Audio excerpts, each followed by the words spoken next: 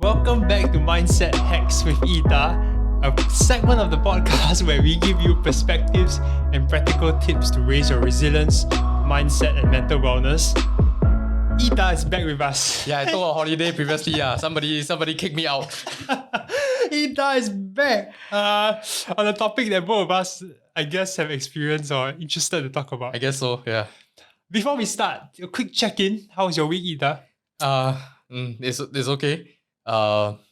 Getting chased by somebody to do some work, yeah. Yeah. Didn't meet deadlines. Yeah, as usual lah. Okay, you better get over it, Ita. Remember, between your mental health and your content, Yeah. your content is more important. He's laughing, Right. but it's actually a funny introduction to our episode today. Yes, on toxic correct. positivity. Oh my god. Because I just did it to you. Yeah, I know, right? That can half be considered gaslighting lah. Oh my god. Yeah, Yeah. I guess to be fair, it's a balance because we do have to keep standards as well, and that's why it's a very good segue into today's segment on toxic positivity. We're gonna talk about like what is it exactly like, and where is the line between like toxic positivity and just being soft. So yeah, tell me, what do you know about this term? Actually, honestly, I don't really know like how to say. I don't really delve into it very deeply, but when I asked my listeners like what do you want me to talk about, I think a few of them mentioned this. So I went to research it. I found it interesting. But yeah, what is it? Right. Okay. So it's a trend I realized previously when like in terms of like the positivity movement, mindfulness movement. Positive psychology. Yes, correct. So at the start it was like, everybody needs to be positive, Right. have a positive mental attitude like all the way, and stuff like that. Then suddenly there's a slowly creep of a bunch of content that start to pop up and say, no, you shouldn't be positive for the sake of positive. Right. There's only a certain amount of positive that one person could have. Okay. I guess that's partly true, but I guess what the fundamental problem that people realize is that there's only so much thing you can say positive before you actually face the reality. The truth about positivity and optimism is that it's good, but it has to be built on something that is grounded onto reality and not just Hype. Yeah, just a bunch of people saying, no, let's go. You can do it, I can do it too. Yeah. Then sooner or later you'll go off the cliff. Yeah, it's true. Like when you hype someone up, there's going to be a crash. And I think that's one example and consequence of toxic positivity, which we will talk about. But I want to say that there's also other elements to it, which is, offering unsolicited advice or being overly positive without appreciating the person's, empathizing with the person's situation. Interestingly enough, also, I think that you can be saying the exact same thing, but because of your relationship to the person or of how you mention it, it could be seen as toxic versus something that is useful.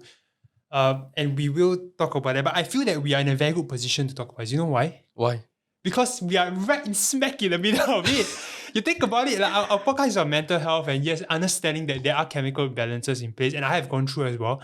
But at the same time, my company focuses a lot on positive psychology. We talk a lot about mindset and being positive. So I feel like we are kind of in the middle ground and we can offer a balanced perspective. Right. As I always say, right, it's not, the problem has never been with being positive or not. It's just that previously there was a lack of positivity. That's why there was an overemphasis on it. Now there's an overemphasis on positivity. Now the balance needs to come back from where it's supposed to be. Things are balanced as it should be. Yes, correct. Because it's confirm. If you swing one side, confirm you'll swing back the other side. I guess it's like also the cycle of poverty and like riches, right? People get complacent and go back to being poor and then they start to work hard again. Yeah. Okay. One thing I learned recently about spirituality is that everything is always in the flow. You must always there's always a balance, and the balance is always moving. And there needs to be, you need to be vigilant to search for the balance instead of just resting on your laurels and eventually what you think is balance eventually become imbalance. Okay. Let's talk about thesis. Yeah. Like a GPSA. Let's go. I love my thesis. It just gives me an outline to talk about. So I think 3 things as usual. I think the first thing is we shouldn't be too quick to label someone as toxic without understanding or engaging in discussion. And I think sometimes by labeling someone as toxic, it can be a way of absolving you of your responsibility or your ability to improve yourself. Someone might label me as being toxic positivity now by saying that. But yeah, that's the first point. Second thing is toxic positivity is a real problem. I will acknowledge that in certain cases, it can lead to severe consequences. It can spoil relationships, and we will discuss examples and research perspectives as well. Also anecdotal experiences.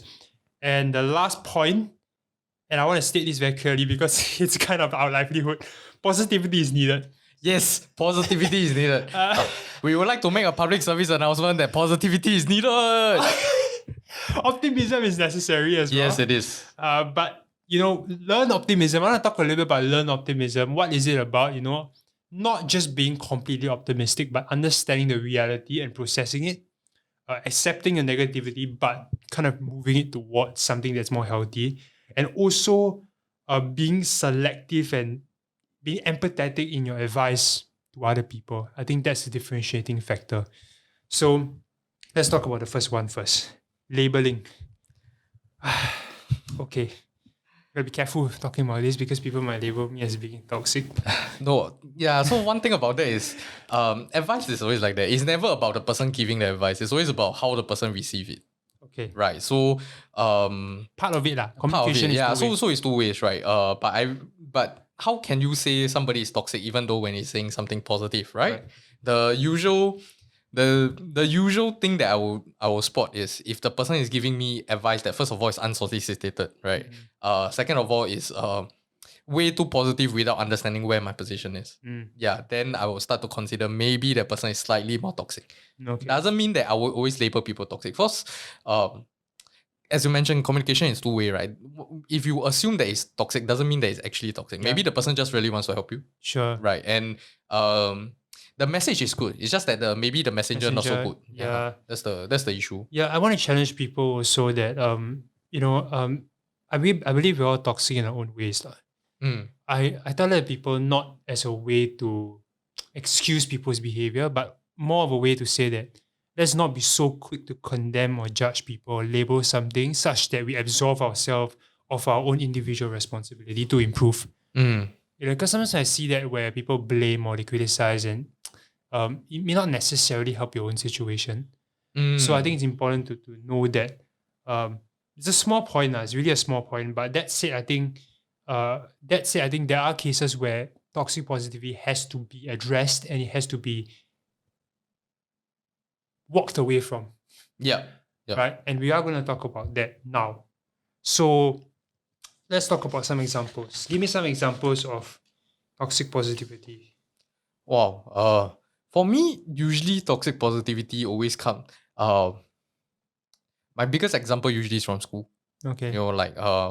Especially if you suck at certain subjects. I think I've been pretty guilty about toxic positivity previously. Yeah. When I look at, because there are certain subjects that I am good at, even though I don't know why am I good at. Sure. Right. So for example, history, I'm always very good because I understand content based on history, based on stories and stuff like that. So history is a very easy subject for me. Okay. But when I look at somebody who doesn't do well in history, right, then it perplexes me to say that I don't understand why the person cannot understand in terms of my level of understanding. Yeah. And because of that, sometimes the advice I give, somebody's like, so how come easy. Why you cannot do it so easy? Oh my god. Wow, very typical. People relate to this, especially when in school. Yeah, oh my god. It's like you look at all the smart kids, they say, no, this one very easy. What you mean you cannot do? I think sometimes teacher is guilty of this too. Yeah. So if Mark can do it, how come you cannot? Yeah. Oh my god. Comparison. That's the worst toxic positivity ever. Okay. Right. So yeah, so I have to say I'm guilty of that,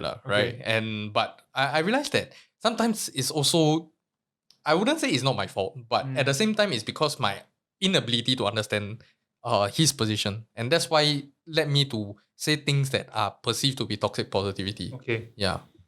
Things that change your perspective everything happens for a reason. And you notice that these things in context might be useful, but if you just dish it out like that, I think that happens. Don't worry stop being sad. I want to give some examples of my stories. People actually talk about it. I never asked the permission, so we don't need to edit their names in, but this is what they say I'm worse than you. All right, yeah. Stop being sad just be positive. Right. Don't worry, be happy. Just change your perspective. So yeah, I guess these are some things, especially when it comes to mental health conditions, Yeah. when a person is struggling, when a certain chemical imbalance is in play, it may not be wise to actually just give unsolicited, empathetic advice, like you said, without understanding that your personality may not be their personality. It's unwise to map it to their stuff. Yeah, because imagine if a rational person already cannot take it, right? Then a somebody who's suffering from mental health challenges, right, definitely wouldn't be able to take it. What the problem is going to be exacerbated more, and For sure. that's the reason why now there's the movement with regards to how awareness, to deal, misconceptions. how to deal with and how to better handle mental health patients. How can we interact with them better, right? It's because they need particularly that delicate touch, right? Sure. Yeah. And it's a delicate touch that sometimes rational people need. Don't say people who are suffering from certain challenges and illnesses need. Yeah. Yeah. Okay. Moving on, I think the next aspect or group where toxic positivity is more prevalent is hype. So, and I define hype as the difference from hype and hope is that hype is positivity without grounding or without strategy. It's just a lot of emotional manipulation and just getting you high. And I guess, without being objective, and I guess industries that are I think more sales-based, prevalent. Yeah. sales-based industries. Correct. Sales based or, like fresh services. So you think about network marketing, you think about insurance or, property. Yeah. Yeah, there could be cases where, like I said, I want to try and be objective as possible, but there are cases where people just, go full on hype. Yeah. That's where people's gripe is. Yeah. Explain a bit more about the thought process and why it could be. Talk about it. Okay, so what I realized, right, like speaking to some of my friends or acquaintances that have been in it, right, is the fact that because they lack the intrinsic motivation to do certain things. Okay. Right.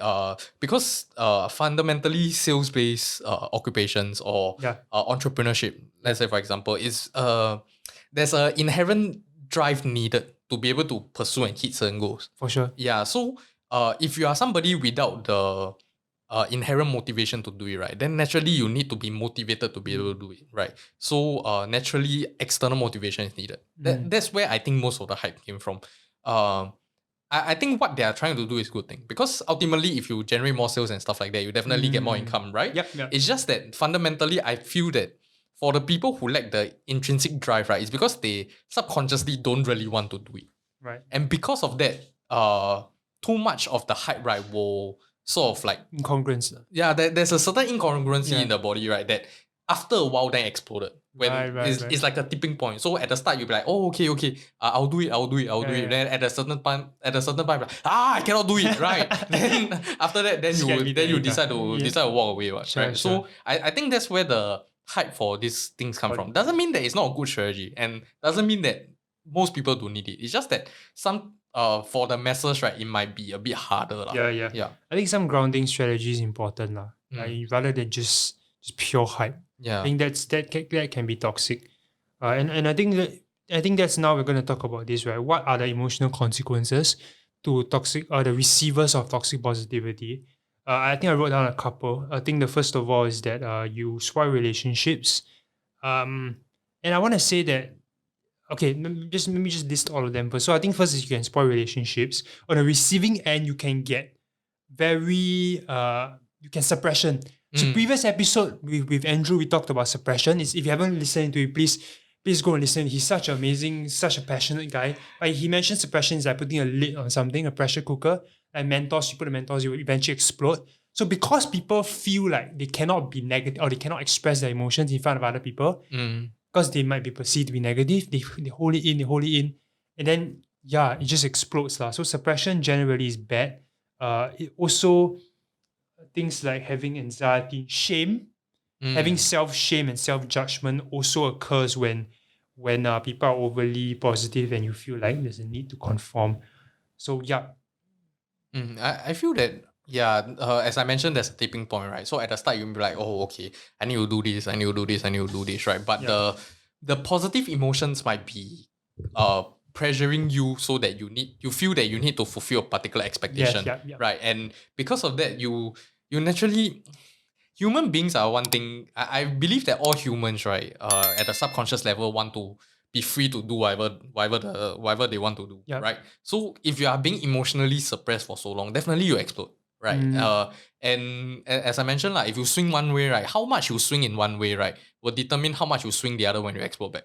Right. So if you are overly positive, then naturally all the overly negative emotions will come in. Right. Whether is it anxiety, whether is it shame.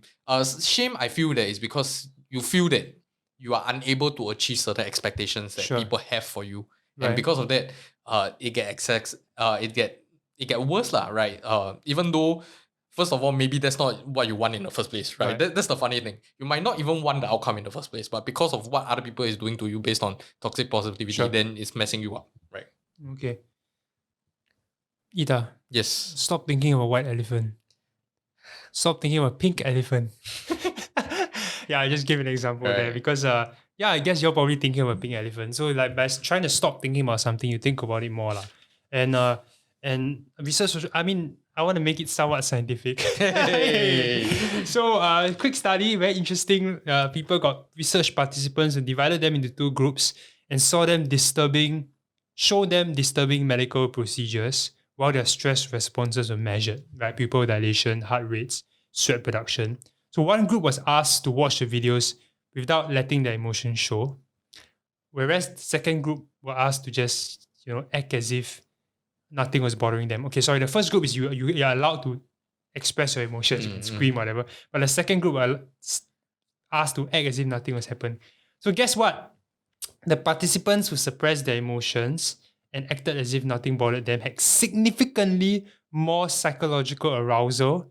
They might have appeared cool and calm on the surface, but all their stress indicators were erupting. Yeah, so I mean, it's just research for what we already know. Yeah. So interesting. I think we'll probably link it up for you to read it. But if you go and research into suppression, generally it's a bad way to deal with your emotions. Okay, so don't do that. Please, and if let's say you're a victim of toxic positivity, you have to also realize that to take a step back and ask yourself to process these emotions and be congruent in what you do, like, instead of imposing other people's values on yourself. Last quote before we move on to the next segment on solutions. Everything worthwhile in life, this is from, I think, Mark Manson, his book. Everything worthwhile in life is won through surmounting the associated negative experience. Any attempt to escape the negative, to avoid it, to quash it, or to silence it only backfires. The avoidance of suffering is a form of suffering, and the avoidance of struggle is a struggle. The denial of failure is a failure, and hiding what is shameful in itself is a form of shame. Nice rhetoric there. Yeah. No, To sum up this segment. No, I feel that it's the same thing as studying, right? Like if you suck at a grade, if you suck at a particular subject, right, then because of that you avoid it, you don't study. Then it becomes worse and worse, right? You cannot expect that you not studying for a subject means you'll get better, right? Same thing with your emotions. If you just avoid and if you just don't care, then but without properly processing all the emotions, right, then naturally you're just gonna blow up in your face. Right. Yeah. Okay, so next question, how can we process it?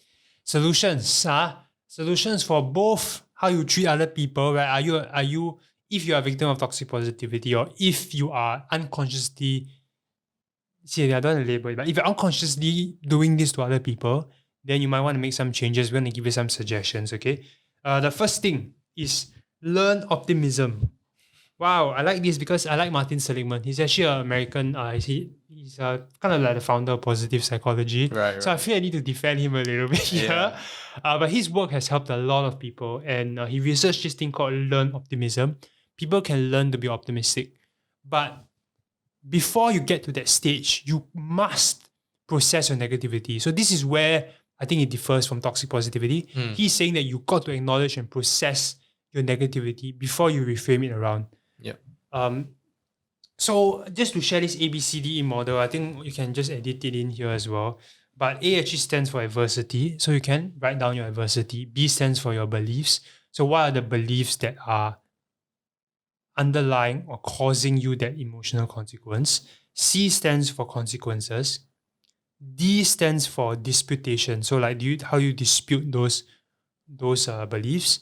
And E stands for effective new beliefs. So it's a process whereby you write down, you process, and you get to a state of negativity to a little bit more positivity without just hyping yourself up. Honestly, I feel that writing down actually provides you a particular clarity, and that clarity will naturally helps to balance you somewhat, right? Because the amount of consequences that you can write down is only so many, right? But as you write down, maybe thoughts might flow so that you can see the positive side of things, and because of that, you naturally will start to balance your thoughts out instead of trying to like forcefully trying to do things even though your mind is in a chaos, right? Sometimes the reason why we cannot process emotions or information properly is because there's no clarity. It's just a bunch of things inside your brain, right? So I think writing down and having a framework to particularly work through around it, right, is a good way, right? We'll link you guys up in the article, right? I think I also in episode 2 I talk about this in detail as well, so you can look that up on the ABCDE model and how you do it. It's really good because like you realize that a lot of emotional consequences has roots in certain beliefs, paradigms of beliefs that you have. For example, like for me, why I get so anxious and you know sometimes like get stuck thinking about the future or caught in the past because like I have this belief that everything needs to be perfect. I need this belief that I must be in control all the time, control of people, control of outcomes. So because of that belief, it leads me to certain consequences and it's negative in nature lah. Side note, that explains a lot of the messages that you sent me. But yeah, okay. You are like extreme really, extreme, but yes. So I'm learning to let go of that. Definitely, this model helps. And if you're coaching somebody else, right, this also helps because instead of just telling someone to be positive, you empathize with why the person is feeling negative in the first place. And that leads me to the next point. And I want to actually talk about quote Tammy here. Tammy is someone that's a huge advocate of mental health. And then she posted on her stories interesting about a TikToker that was technically, according to her, being very toxic, demonstrating toxic positivity to a very large extent. So the TikToker was just saying that, I think we don't need to edit it in, but she was just saying that like, you drown in the ocean not by staying there, but by swimming, stuff like that. So her point of contention was that do something about your life, right? And not just wallow in self-pity. Which again, in context, that is responsibility, that's self-efficacy, which is important. But my friend's contention is that when it's done out of context without understanding other factors, without understanding systemic racism, without understanding privilege, then it's not fair also. And I agree with that. One thing I think you brought out a big point is that TikTok, right? Social media is going to be a big problem, right? Because fundamentally there is no way that the person who's recording a content, right, know what you are feeling exactly, right? And because the person has to do something that is more mass market appealing, right? Everybody supposed to be able to see it, right? And like and whatever it is, right? Naturally, you are subjected to toxic positivity, right? Even though it's unintentional on both sides. It's just because the lack of understanding of the person's position, which is not her fault also, because why does she has to understand your position to record video, so-called, right? Sure. So I think empathy is going to be a very big thing, right? Learning, there's two things, right? I think the person giving advice has to be first empathetic first. There are multiple times where I've been through myself where I give advice to people, but I realized that actually the person don't want advice. Unsolicited. Yeah, the person just want to vent her feelings, right? Then happens usually with females, right? So that's what I realized too. And so now I have a very stupid method, right? So whenever whenever somebody is venting towards me, right, I'll ask, do you want solution or do you just want to vent? Right, then the person will think about it, then let me know. Then okay. Then based on that, I'll decide what my response is gonna be. Right. So that's a very stupid method. But it's a practical tip. It's a good practical tip. It works like it works, right? Yeah. Then on the other hand, I feel that people receiving advice, right? You have to do your own thinking. To a certain extent, you need to be clear that whatever the thing is telling you, right? It's through filters. Yeah, you need to sit down and think whether is it good for you first, right?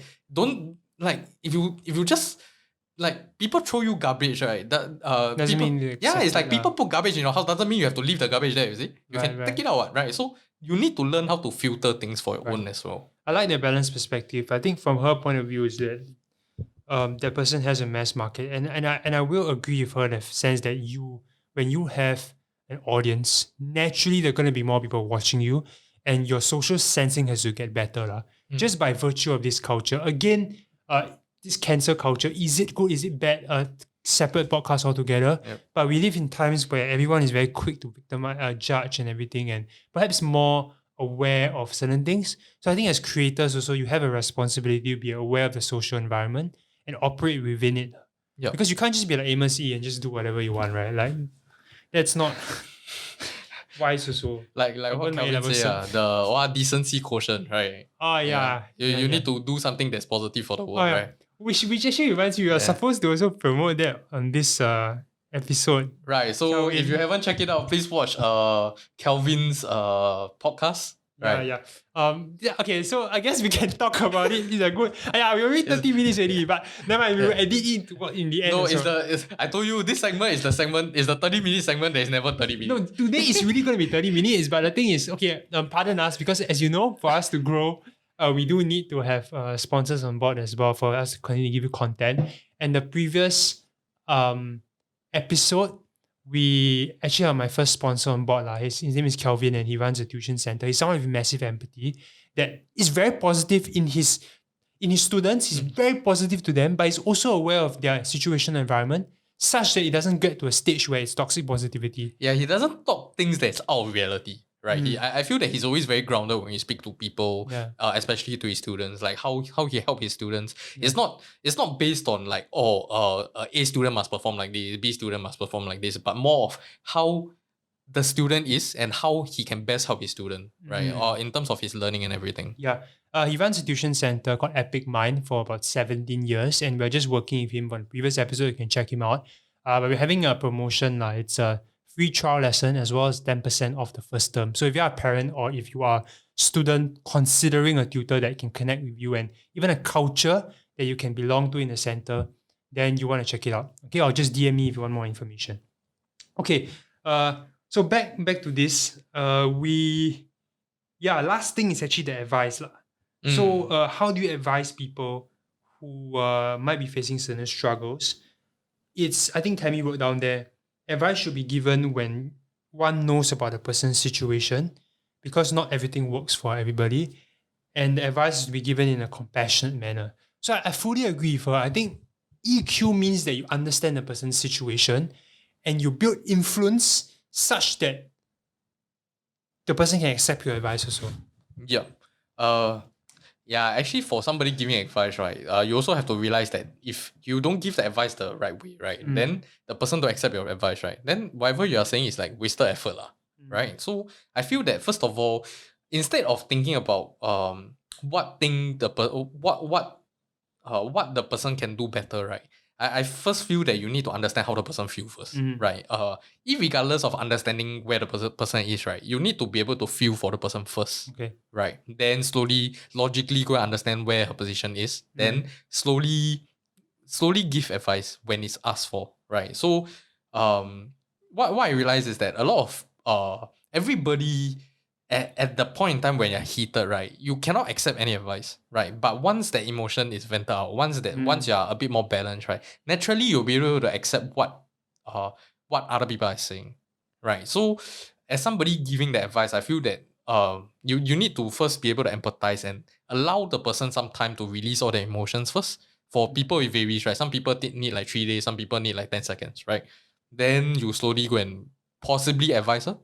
But you also have to make sure that what you're saying makes a lot more sense, right? You need to make sure that what you're giving, what advice you're giving has merit, right? You cannot be saying a bunch of nonsense and ruin people's life, right? Decency quotient, guys, right? Decency, right?